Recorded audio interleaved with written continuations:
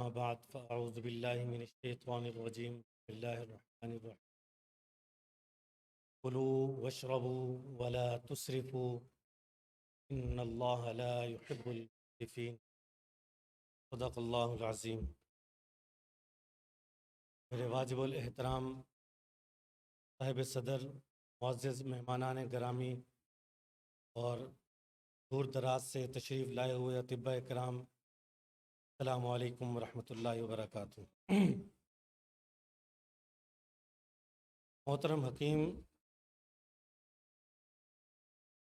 صاحبزادہ حکیم خالد محمود صاحب، جو ہمارے سالار کاروان اور اس جماعت کے روح رواں بھی ہیں، اور تمام اکابرین کے ساتھ مل کر انہوں نے صابر ملتانی رحمۃ اللہ علیہ کے لگائے ہوئے اس گلشن کو سجانے کو مہکانے اور اس کی آبیاری کرنے میں مصروف ہیں۔ ہمارے یہ تمام اکابرین اور تمام وہ حضرات جو منظر عام پر ہیں، جو خاموشی کے ساتھ طب صابر ملتانی رحمۃ اللہ علیہ کی آبیاری میں مصروف ہیں، اللہ تعالیٰ ان سب کو جزائے خیر عطا فرمائے اور ان کی کاوشوں کو قبول فرمائے۔ مقصد نمایاں ہونا تو ہرگز نہیں ہے، جو لوگ اخلاص کے ساتھ، محبت کے ساتھ چھپ کر بھی کام کر رہے ہیں، اللہ ان کو بھی دیکھ رہا ہے اور ان کی خدمات کو بھی اللہ پاک ظاہری بات ہے دنیا کے سامنے ایک استفادے کی صورت میں یقیناً سامنے لاتے ہیں، لیکن اللہ کی حکمتیں اللہ ہی بہتر جانتے ہیں، انسان ان کو نہیں سمجھ پاتا۔ بعض دفعہ ہم عہدے، منصب اور شہرت کے چکر میں اپنی جماعت کے بہت سے جو قیمتی اہداف ہوتے ہیں ان سے ہاتھ دھو بیٹھتے ہیں۔ میرے تمام حضرات سے مخلصانہ درخواست ہے کہ اپنے مقصد پر اپنی ذات کو بالکل اہمیت نہ دیں، اپنے مقاصد کو، اپنے اداروں کو، اپنی شہرت کو، اپنی دولت کو، سب چیزوں کو صابر ملتانی رحمۃ اللہ علیہ کی طرح پس پشت رکھ کے فنڈ طب پر کام کریں۔ جس طرح ان کا نام اخلاص کی وجہ سے آج تک زندہ ہے اور رہتی دنیا تک زندہ رہے گا، تو انشاءاللہ آپ کا نام بھی رہتی دنیا تک زندہ رہے گا۔ موضوع سے ہٹ کر بات چلی گئی ہے اور موضوع بھی مجھے ذرا طویل دیا گیا ہے، اس کو اختصار کے ساتھ بات کرتا ہوں۔ 2 جملے میں اضافی عرض کروں گا، وہ یہ کہ آپ دیکھیں کہ صابر ملتانی رحمۃ اللہ علیہ کی زندگی میں ان کی مخالفت کرنے والے جو لوگ تھے، آج ان کے پیچھے کتنے لوگ ہیں، ان کے ساتھ کون کھڑے ہیں، سوائے اگر ان کے چند ادویاتی ادارے نہ ہوں تو ان کا نام لینے والا کوئی نہیں۔ اور ان کے آپ یہ دیکھ لیں آپس میں لڑائی جھگڑے اور فساد ہے، اور صابر ملتانی رحمۃ اللہ علیہ پر محبت کے ساتھ جانثار آپ شمار نہیں کر سکتے۔ تو یہ اللہ تعالیٰ کا خاص انعام ہے اور یہ خاص اخلاص کی برکت ہے اور فن طب کے ساتھ وفا ہے۔ اپنے موضوع کی طرف آتا ہوں۔ حضرت صابر ملتانی رحمۃ اللہ علیہ کی تحقیقاتی کتب سے اقتباسات پر اپنے مقالہ کی بنیاد رکھی ہے اور اپنے سینئر اور اساتذہ کرام کے سامنے بطور سبق پیش کر رہا ہوں۔ جب موجودہ غذاؤں میں ادویاتی اور اکثیری اصلاحات تلاش کرنے شروع کیے تو حقیقت جان کر عقل دنگ رہ گئی کہ فی زمانہ جو غذائیں استعمال کرائی جا رہی ہیں وہ تو سراسر زہر ہیں یا اس کے قریب ہیں۔ بس فرق اتنا رکھا گیا کہ اصل زہروں سے انسان جلد مر جاتا ہے اور خوراک میں شامل کردہ زہر سے انسان آہستہ آہستہ سب کچھ دے کر مرتا ہے، اور ان کا مقصد بھی یہی ہے جس میں وہ کامیاب ہیں۔ تو میں اپنا موضوع شروع کرنے سے پہلے دنیا میں موجود تمام چیزوں کے مختصر اثرات کلی طور پر بیان کر کے غذا، دوا اور زہر کے فرق کو واضح کر دینا چاہتا ہوں، تاکہ ہمیں اندازہ ہو کہ اکثیری، ادویاتی اور تریاقی اثرات کی حامل غذائیں کون کون سی ہیں۔ اشیاء کے صرف 3 اثرات ہیں۔ اللہ کریم نے صرف عرضی دنیا میں اس قدر چیزیں پیدا کی ہیں کہ ان کا شمار کرنا ناممکن ہے۔ البتہ دنیا بھر میں موالید ثلاثہ یعنی جمادات و نباتات اور حیوانات کی شکل میں جس در بھی اشیاء پائی جاتی ہیں وہ اپنے اندر صرف 3 اثرات رکھتی ہیں۔ خالق مطلق نے چوتھا اثر پیدا ہی نہیں کیا، البتہ انہی تینوں اثرات کو مرکب کرنے سے سینکڑوں ہزاروں اثرات و کیفیات اور رنگ بنائے جا سکتے ہیں۔ وہ 3 اثرات نمک ہے۔ دنیا بھر کی شے کو استعمال کرکے اثرات و افعال میں غالباً ہوگا یا اس کی کیفیت ہوگی یا اس میں 3 حد پائی جائے گی۔ ان 3 چیزوں کو بار بار استعمال کرتے ہیں اور تجربہ ہے تو پتہ چلتا ہے کہ کھار جسم سے खार के इस्तेमाल से जिस्म में रतूबत ठंडक बढ़कर इनका अखराज भी बढ़ जाता है। खुशी के इस्तेमाल से जिस्म में खुश्की और जोश बढ़ जाते हैं और रिहा के असरात नुमायाँ हो जाते हैं। इसी तरह नमक के इस्तेमाल से जिस्म में हरारत और तेज़ी ज़्यादा होकर जिसमें नमी पैदा हो जाती है।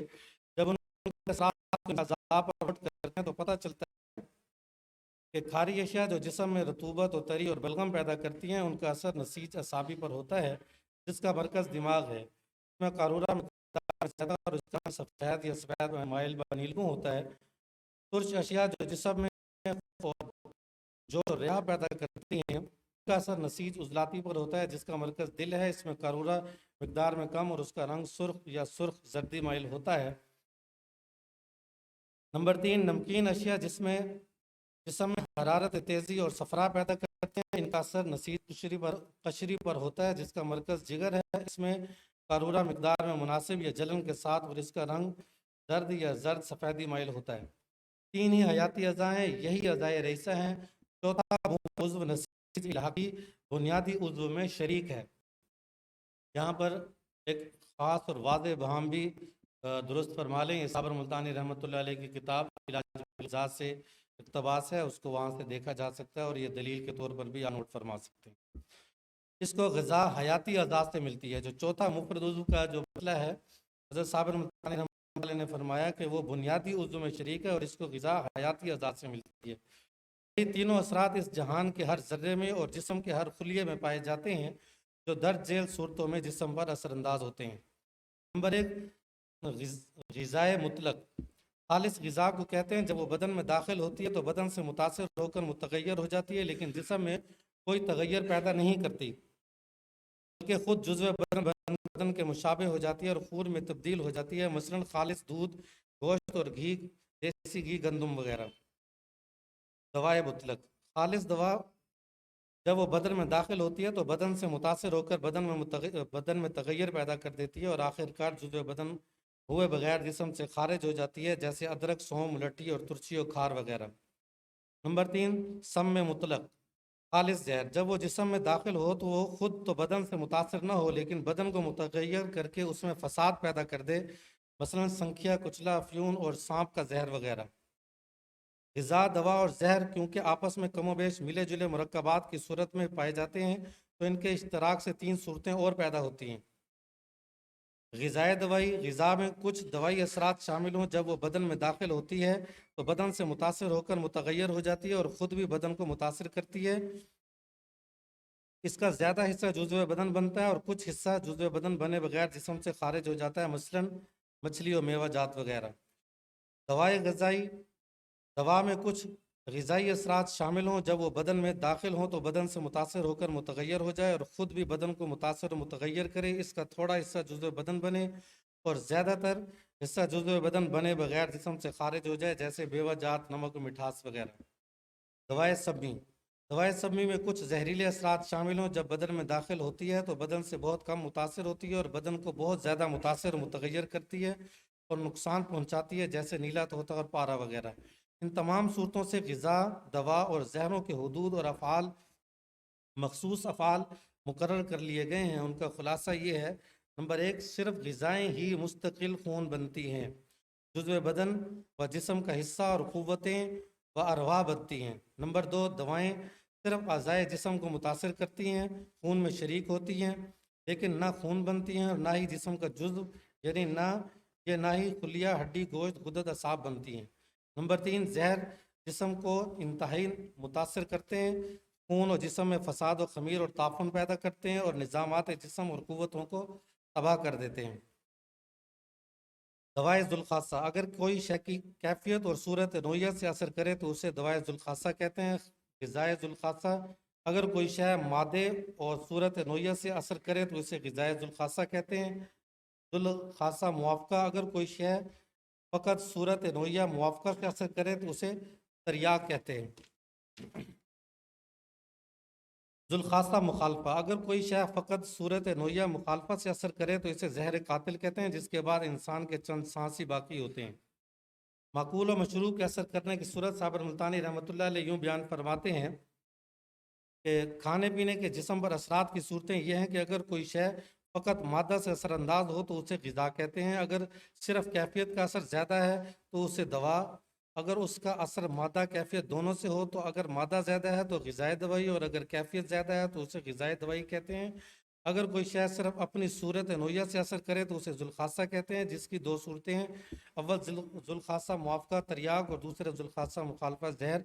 اگر کوئی شے مادے اور صورت نوعیہ سے اثر انداز ہو تو اسے غذائے ذوالخاصہ، اور کیفیت اور صورت نوعیہ سے اثر کرے تو اس کو دوائے ذوالخاصہ کہتے ہیں۔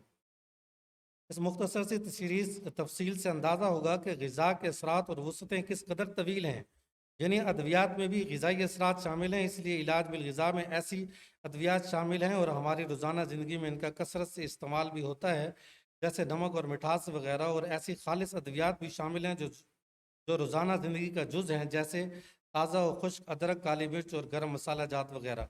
غذا کی دو اقسام ہیں جو مدرجہ ذیل ہیں، غذائے لطیف اور کثیف۔ اس کے آگے قلیل الغذا، کثیر الغذا، پھر صالح الکیموز، فاسد الکیموز کی تھوڑی سی تفصیل ہے، وہ میں چھوڑ رہا ہوں۔ متوازن غذا کیا ہے؟ جو آج کل سب سے بڑا مسئلہ ہے، حضرت صابر ملتانی رحمۃ اللہ علیہ نے 1964 میں اس کو بہت دلائل کے ساتھ بیان کیا، آج تک اس کا کوئی جواب پیش نہیں کر سکا، تو انشاءاللہ تعالی آج ان کے ماننے والوں میں سے ایک حقیر طالب علم بھی وہی آج دنیا کے سامنے صابر ملتانی اپنے اساتذہ کی بات پیش کر رہا ہے۔ اگر آج بھی کسی کے پاس جواب ہے تو وہ پیش کرے، اور مجھے امید ہے، یقین ہے بلکہ، کوئی پیش نہیں کر سکے گا، کیونکہ صابر ملتانی رحمۃ اللہ علیہ نے اپنی تمام طریقہ علاج کی بنیاد جو ہے وہ فطرت کے اٹل قوانین پر رکھی ہے، اور جو لوگ اپنے علم اور فن کا واویلا اور ہوا کھڑا کرتے ہیں ان کی بنیاد قطعاً قوانین فطرت پر نہیں ہے۔ متوازن غذا کیا ہے؟ وہ غذائیں جو جسمانی اور ذہنی تندرستی کی محافظ ہوں، جن میں خون بننے کے مکمل اجزاء ہوں اور ان میں کیمیابی طور پر حرارت اور رطوبت کا اعتدال ہو، اور وہ اعضاء کے افعال کو اعتدال کے ساتھ متحرک رکھتے ہوئے اعضاء و ارواح کی قوتیں قائم رکھیں اور جسم کو بدل ما یتحلل بر وقت پہنچاتی رہیں، اسی کو متوازن غذا کہا جاتا ہے۔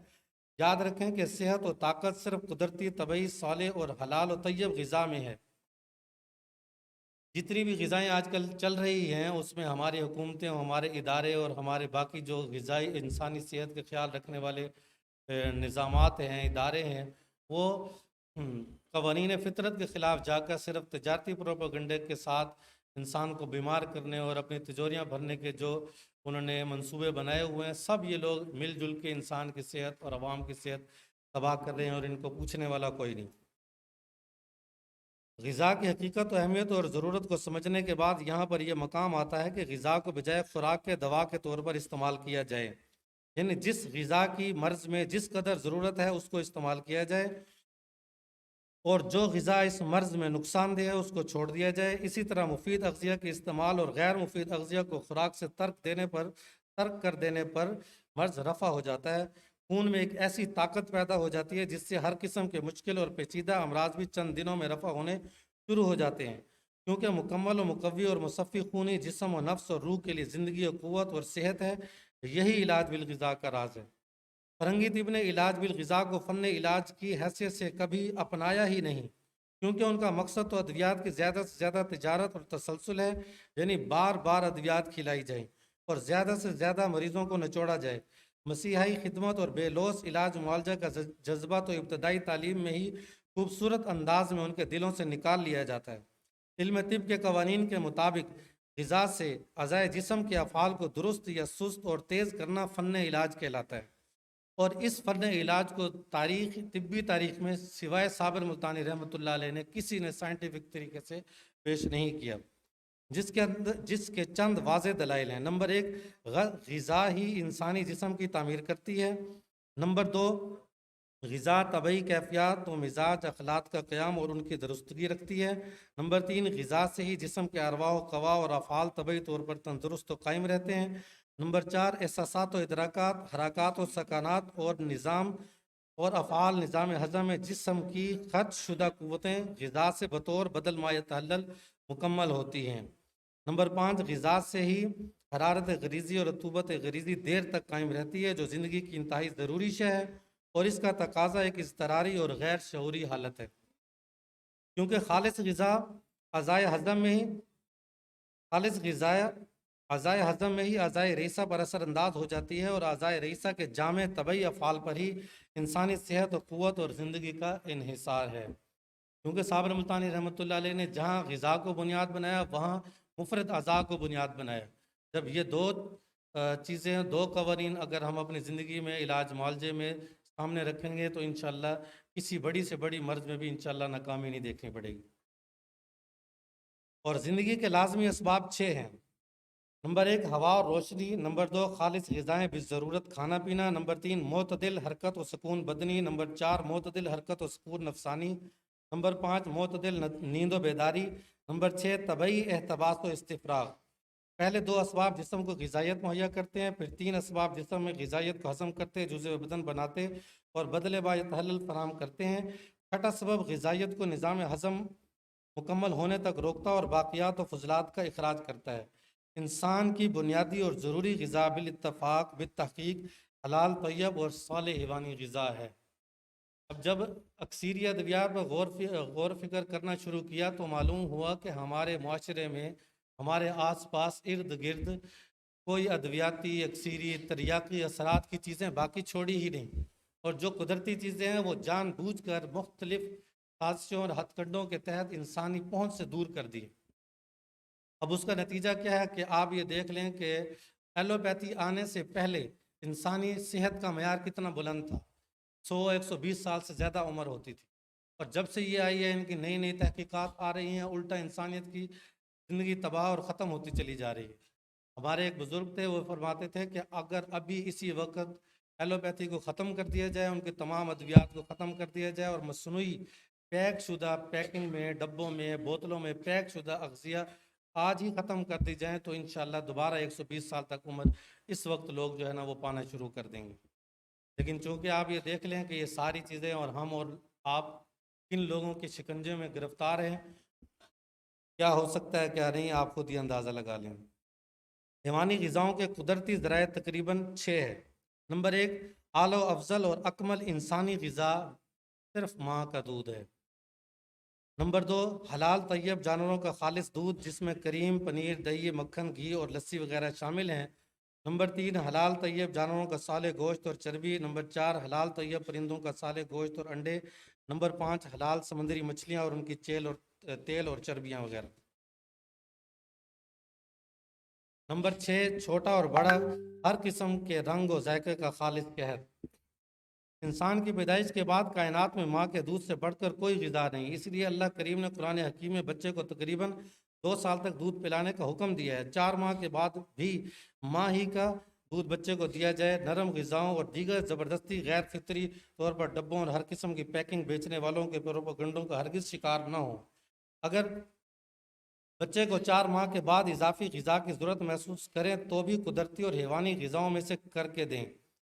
ज़रूरत महसूस करें तो उनको हल्का कर सकते हैं। नौमौलूद बच्चों को हरगिज़ डब्बों के दूध न दें, दूध की शक्ल में धोखा है, इन्हें फ़ौरन बर्न कर देना चाहिए। बल्कि हर किस्म की पैकिंग में ग़िज़ा के नाम पर मौजूद खुराक इंसानी सेहत के लिए सख्त नुकसान रसा है, जो यकीनन गैर फितरी तो हैं ही, ज़बरदस्त नुकसानदेह भी हैं। इनसे इंसान जल्द बूढ़ा, बाल सफ़ेद, हड्डियाँ कमज़ोर और मुख्तलिफ अमराज का शिकार रहता है। और फिर जुल्म पर जुल्म ये कि इन्हीं आलमी चैन माफिया की अद्वियात जिनके हर दवा के मुतालिक आम है कि ग़िज़ा खाएं या ना खाएं, दवा ज़िंदगी भर ज़रूर खाएं, और इसका और कोई इलाज नहीं। आप खुद गौर फरमाएं कि मर्ज़ का इलाज लाइफ टाइम, बिना किसी झंझट झंझट के, यदि बिना शिफा के, सहूलत के लिए कभी ना मिलने वाली कमेटी समझ लें। ये टारगेट उन्होंने अचीव किया हमारी इज्जत, जान, माल और मुल्क के मुहाफ़िज़ रियासती इदारों के बाख्तियार लोगों के साथ साज़बाज करके। माशाल्लाह सदके जाऊँ, ऐसे मुहिब वतन कौम के खैर खाओं पर खैर इत्तहादियों ने ग़िज़ाओं के कुदरती ज़राए तबाह करके, उन्हें पहले चोर रास्ते देकर फिर बदनाम करके, उन्हें आवाम की पहुँच से दूर करके अब आपकी ज़राअत, मईशत और दीगर वसाइल और पूरा मुल्क यरगमाल बनाकर वो अपने मकासद में कामयाब हैं। इन्हीं लोगों के लिए मुबारकबाद तो बनती है, लेकिन बाकी लोगों के लिए भी आप सोच लें कि हमारे लिए क्या बनता है। रियासत में मुहिब वतन अगर कोई हैं तो हुस्न ज़न से कहना पड़ता है कि यकीनन होंगे, उन्हें चाहिए कि वो इंसान की बुनियादी और लाजमी ज़रूरी ग़िज़ा के हुसूल में आसान और कुदरती ग़िज़ाओं के दुश्मन तिजारती कंपनियों के लालच और दबाव के बगैर फितरी कवानीन के मुताबिक सही फितरत इंसानों के साथ शहरों में 1 या 2 किलोमीटर के फासले पर जानवरों के रखने का मुनज़्ज़म निज़ाम और कुदरती माहौल के मुताबिक लाया अमल और पॉलिसियाँ असर नो मुरतब करें, ना कि कौम को कुदरती ग़िज़ाओं से महरूम करके उन्हें अमराज की तरफ धकेलें, बल्कि मुल्क में अमराज से बचाव और निजात के लिए उनके असबाब को कुदरती तकाज़ों के मुताबिक ख़त्म करके हस्पतालों के अखराजात और मज़ीद हर रोज़ नए हस्पतालों के शदीद तकाज़ों से निजात का रास्ता इख्तियार करें। माज़रत के साथ कुछ बात जो है वो तवील हो गई। पैक शुदा चीज़ें बच्चों को ख़तरनाक और पेचीदा अमराज का मुस्तकिल मरीज़ बना देती हैं, इनकी क़ुव्वत हज़म और क़ुव्वत मुदाफ़त को तबाह कर देती हैं। जिन माओं का दूध जारी न हो या बच्चा दूध न पिए दूध में ख़राबी के सबब से, या माओं को कोई बीमारी हो, तो ऐसी तमाम सूरतों में उस मुल्क को कौमी तरीका इलाज के ज़िम्मेदारान कसूरवार हैं कि जिन्होंने माँ और बच्चे के लिए कुदरती निज़ाम में रुकावट और बीमारी को बर वक्त कंट्रोल नहीं किया, और माँ के जिस्म के फितरी तगय्युरात का निज़ाम किसी भी वजह से मुतासर होने पर बर वक्त दुरुस्त नहीं किया, और ऑपरेशन के बाद ज़ख्म खुश करने वाली नाकिस गैर फितरी अद्वियात के बेदरेग इस्तेमाल किया, जिसके सबब एक मसला हल हुआ या नहीं, जिस्म का दूसरा सही और फ़आल निज़ाम बातिल कर दिया। उसके अलावा साइड इफ़ेक्ट दीगर अलग हैं। बच्चों को कुदरती वैक्सीन के तौर पर शहद खजूर की गुट्टी लगाएं, जो सुन्नत भी है, ग़िज़ा भी है, दवा भी है और शिफा भी है, और क़ुव्वत मुदाफ़त को एक्टिव करने का बेहतरीन सोर्स है, और सुबह और शाम मामूली भी चटा सकते हैं। क़ुव्वत मुदाफ़त और जहनी और जिस्मानी क़ुव्वतों को मज़ीद एक्टिव करने के लिए ज़बरदस्त कुदरती वैक्सीन खालिस मरवरी जो मुनासिब लीमू के रस में तैयार किया गया हो, रोज़ाना 2 चावल की मिकदार मौसम के मुताबिक शहद या खमीरा गाउज़बान में चटा सकते हैं। इससे कभी बच्चा बीमार नहीं होगा। अगर मौसमी असरात और बेहतियाती से कोई बीमारी होगी तो क़ुव्वत मुदाफ़त तेज़ और एक्टिव होने की वजह से बच्चा जल्द ठीक हो जाएगा। इन कुदरती और हिफाजती ग़िज़ाओं के सामने फ़िरंगियों की गैर फितरी और गैर ज़रूरी और कातिल वैक्सीन की कोई हैसियत नहीं। याद रखें कि हज़ारों साल से इंसानी तारीख चली आ रही है और सेहत चली आ रही है। नबी अलैहिस्सलाम ने हमें खजूर शहद से घुट्टी लगाने का जो अमल और तरीका दिया है, इससे बढ़कर कोई वैक्सीन नहीं। लेकिन मसला इस बात का है कि हमें जिस तरह अपने अक़ीदा ईमान हम अपना कमज़ोर कर चुके हैं, इसी तरह नबी अलैहिस्सलाम की फरमाई हुई वो ग़िज़ाएँ जो उन्होंने हमारे लिए बेहतरी के लिए फरमाई थी, उनसे भी हम बेयकीनी का शिकार होकर उससे महरूम हो चुके हैं। नंबर 2, हलाल तैयब जानवरों का खालिस दूध, जिसमें करीम, पनीर, दही, मक्खन, घी और लस्सी वगैरह शामिल हैं। दूध इंसान के लिए आब हयात है। इंसान की ज़िंदगी दूध से शुरू होती है और बाकी तमाम ज़िंदगी अगर मुयस्सर आए दूध, घी और मक्खन, दही पर गुजार देता है। इन अशिया के इस्तेमाल से इंतहाई क़ुव्वत और सेहत कायम रहती है, जिससे इंसान तवील और तबई उम्र पाता है। दूध का मिजाज तर गर्म है, और जिस मिजाज के जानवर का दूध होता है वो अपनी रतूबत के साथ गर्मी की कमी बेशी के वही असरात अपने अंदर रखता है। सफ़ेद और स्याह जानवरों का दूध ज़्यादा रतूबत और सर्दी की तरफ माइल होता है। दूध इस्तेमाल करने का सही वक्त सुबह का है। दूध हमेशा नीम गर्म और शहद या शक्कर से मीठा कर लिया गया हो, या किसी माहिर इलाज बिल ग़िज़ा से मशवरा रखें जो कुदरती तौर पर आपको इखलास के साथ आपकी फ़िक्र के लिए, आपकी सेहत और आपकी ज़िंदगी के लिए आपको मशवरा दे, ना कि अपने तजारती फूड सप्लीमेंट्स और बाकी चीज़ें बेचने के लिए। याद दहानी कराता चलूँ कि दूध, क्रीम, पनीर, दही, मक्खन और इसके कुदरती हलाल जानवर हैं, ना कि पैक शुदा दूध वगैरह और उनकी फैक्ट्रियाँ, जिनसे हमें खुराक के अलावा भी चमड़ा, ऊन और दीगर ज़रूरियात ज़िंदगी सस्ती चीज़ें मुयस्सर आ सकती हैं। अगर हमारे इदारे इन्हें बाहर का चक्कर न लगवाएं तो बहरहाल घी इंसानी सेहत के क़याम और तवील उम्री के लिए खालिस घी को अक्सर सिर्फ ग़िज़ा और जिस्म को जहरों से महफूज रखने और किसी जिस्म में मौजूद जहरों को साफ़ करने के लिए इसे तरियाक़ बदन कहना ज़्यादा मुनासिब और हकीकत के करीब तर है। और हम अपने माशरे में देख लें कि कितने लोग हैं जिनको खालिस घी और खालिस दूध मैसर आ रहा है। फिर अमराज पैदा नहीं होंगी तो और क्या होगा। घी का मिजाज गर्म तर है। जिसम इंसान के अंदर किसी किस्म की सोजिश, वरम और दर्द बुखार हो तो उसका शर्तिया तरियाक है। घी जिसम में रतूबत पैदा करने और अज़ा को तर रखने में बेहद अहमियत हासिल है। اسی سے جسم کی خشکی ختم ہوتی ہے، اس سے بڑھ کر دافع سوزش کوئی دوا نہیں۔ البتہ دوسرے درجے پر خالص زیتون کا تیل ہے، جس میں باقی نباتاتی تیل کی نسبت گندک کی مقدار قدرے زیادہ پائی جاتی ہے۔ اسی قبیل کی اور دیگر اشیاء بھی ہیں، لیکن تفصیل طویل ہے۔ جس ملک میں خالص گھی ملتا ہو وہاں ٹی بی یعنی تپ دق وسیل نہیں ہو سکتا۔ فالج اور شوگر کے لیے بے حد مفید ہے، اس کا جسم پر ایسا ہی اثر ہوتا ہے جیسے پرزوں پر تیل اثر کرتا ہے۔ یہ حیوانی گندک ہے، دوسرے معنوں میں اس کو روغن گندک کہہ دیں، جس کے لیے کیمیا بنانے والے ترستے ہیں کہ ہر دھات کو سونا بنا دیتا ہے۔ دنیا کی واحد مفرد شے گندک ہی ہے، جو انسانی جسم کے 99% امراض کو نہ صرف دور کر سکتی ہے بلکہ جسم کو کندن بنا سکتی ہے، اور گھی میں بالکل تیار اور بے ضرر گندک ہے۔ اور گھی کو میں جو گندک ہے اس کو بنانے اور اس سے ڈرنے کی بالکل ضرورت نہیں، البتہ اپنے معالج سے مشورے کے مطابق استعمال کریں۔ روٹین کے استعمال تو کر سکتے ہیں اس وقت تک کہ جب تک وہ آپ کو چھوٹی موٹی علامات تکلیف کی پیدا نہ کرے۔ اگر کچھ ایسے مسائل ہوں تو پھر اپنے ماہر علاج بالغذا سے رجوع کریں۔ گھی بھی جسم میں سونے کے خواص پیدا کر دیتا ہے۔ محقق طب مجدد دورہ حضرت حکیم انقلاب المعالج ڈاکٹر دوست محمد صابر ملتانی رحمۃ اللہ علیہ کی تحقیق کے مطابق انسانی غذا صرف دیسی گھی ہے، جو کبھی گوشت، کبھی دودھ اور کبھی اناج کے ساتھ کھایا جاتا ہے اور انسان کو زندگی، قوت اور صحت بخشتا ہے۔ ہر قسم کا بنسبتی تیل اور گھی اس کے مقابلے میں زہر ہے۔ یہ تیل سے تیار ہوتا ہے اور تیل جسم میں تیزابیت پیدا کرتا ہے، گندک پیدا نہیں کرتا، اور جب تیل میں تیز ادویات اور گیس شامل کر کے اس کو گھی بنایا جاتا ہے تو وہ زہر بن جاتا ہے۔ دوسرے معنوں میں بنسبتی اور صابن کا نسخہ ایک ہی ہے، صرف صابن گاڑھا ہوتا ہے اور بنسبتی گھی قدرے پتلا ہوتا ہے۔ اس میں جس قدر چاہیں وٹامنز، پروٹینز ملانے کا دھوکہ دے لیں، اس کے زہر ہونے اور نقصان پہنچانے میں کوئی کمی واقع نہ ہوگی۔ گویا قوت، صحت اور انسانی حیات کے لیے نقصان عظیم ہے۔ آپ یہ دیکھتے ہیں کہ آپ کو ایڈ نظر آتی ہے، اس میں گھی ہے، گھی کے اندر جو ہے پروٹین جا رہی، وٹامنز جا رہے ہیں، تو کیا وہ اس کے جانے سے دیسی گھی بن جائے گا، یا اس کے نقصانات ختم ہو جائیں گے، یا وہ وٹامنز جو عارضی طور پر، مصنوعی طور پر غلط طریقے سے اکٹھے کیے ہیں وہ جا کر آپ کو فائدہ پہنچائیں گے؟ کبھی ایسا نہیں ہو سکتا۔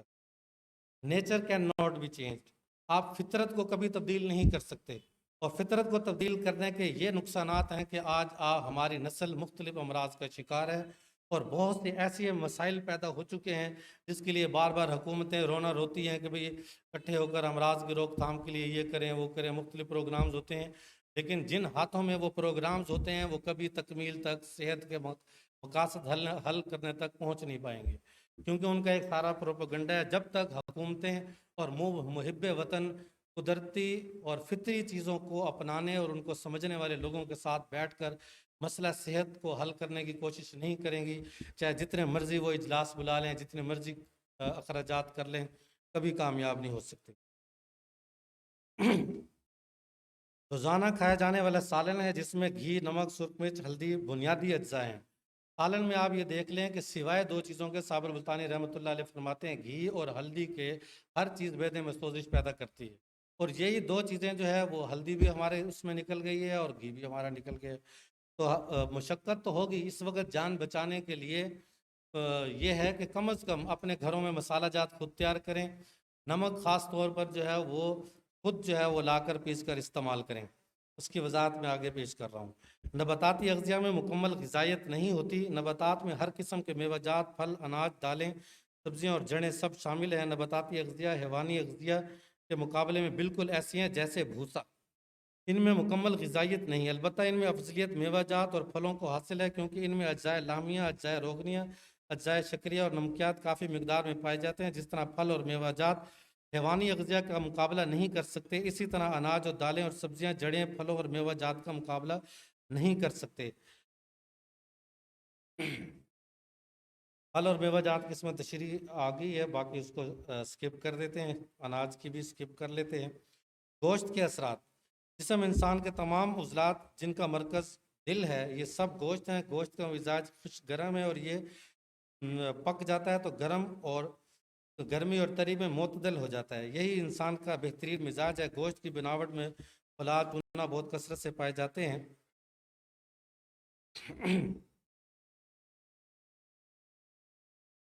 اسی طرح مختلف قسم کے اعضائے حیوانی مختلف قسم کی رطوبات و حرارت اور نمکیات اور دیگر اجزائے خون بناتے ہیں. ان میں سے اگر کسی کو بھی استعمال کیا جائے تو وہ جسم میں جا کر وہی اثرات و اجزاء پیدا کر دے گا.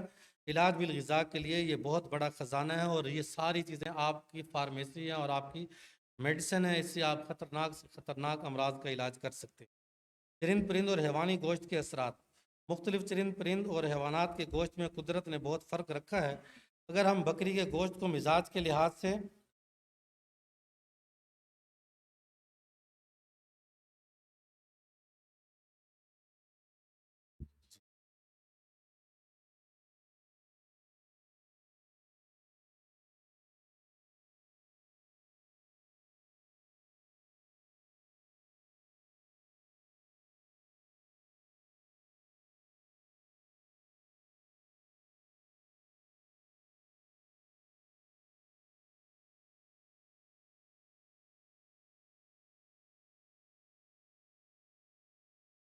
ہمارے انتہائی معزز مکرم محترم مہمان خصوصی، ہمارے قلب و جاں اور روح کے ہمارے قلب اور جان اور روح کے جو ہے وہ محافظ اور طبیب ہیں. اللہ تعالیٰ ان کی عمر میں برکت عطا فرمائے. آپ امیر مجلس ختم نبوت ہیں. اللہ تعالیٰ نے اپنی رحمت اور فضل و کرم سے حضرت سے پوری دنیا میں دین کی خدمت کا کام لیا ہے. اللہ یہ تمام حضرات سے یہ درخواست ہے کہ برائے مہربانی ویڈیو نہ بنائیں. حضرت جو ہے وہ اس چیز کو پسند نہیں فرماتے. تو آپ سے مؤدبانہ درخواست ہے کہ اپنے کیمرے اور ویڈیو وغیرہ بند کر لیں حضرت کی موجودگی تک. تو اللہ تعالیٰ حضرت کی عمر میں برکت عطا فرمائے. ہم ان کے تہ دل سے بہت ہی ممنون اور احسان مند ہیں کہ آپ نے اپنے قیمتی وقت میں سے ہمیں عزت بخشی اور اس پروگرام کو رونق فرمائی. تو ہم یہ چاہیں گے کہ آپ کے انتہائی قیمتی وقت میں سے ہم مسئلہ ختم نبوت اور باقی دین کے جو اہم امور ہیں ان میں سے مختصر بات آپ سے سن لیں اور آپ کی برکت حاصل کر لیں. جزاک اللہ. بس یہ بات کو میں کلوز کر انشاءاللہ زندگی بخیر. یہ آئندہ ماہانہ پروگرامز میں بقیہ حصہ انشاءاللہ پیش کریں گے. السلام علیکم ورحمۃ اللہ وبرکاتہ.